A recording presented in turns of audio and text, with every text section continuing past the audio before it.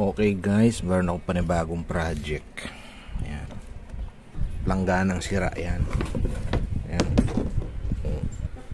Yung mga nakalagay dito na ano yan sa gilid. Ano yan, bala ng stapler. Tapos ito, mga nabubulok na mga dahon ng saging. Tsaka itong saging na pinagkainan ng aking mga manok. Tapos saging uli, hinang saluyot na kinuha ko sa probinsya. Tapos may dala rin akong tanglad. Eto naman, galing din to sa probinsya. So eto na, kasama ko si Shushu.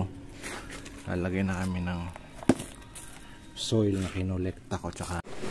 So eto na yung step by step ng ating pagta-transfer ng transfer natin dito ngayon. Ito. Okay tayo. So ayan siya, ang transfer ko na.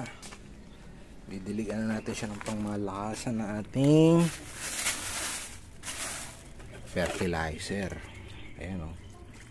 Tagal kong binubrod yan. Mga pinagbalatan ng gulay.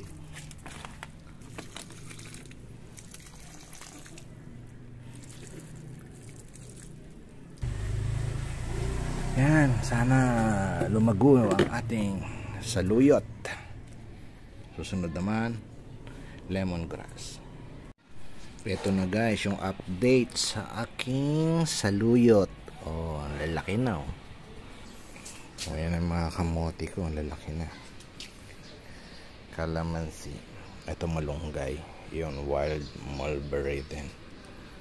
So yan na siya. Sa labas, ito naman yung tanim ko na. O yan, malago na rin. Calamansi dwarf.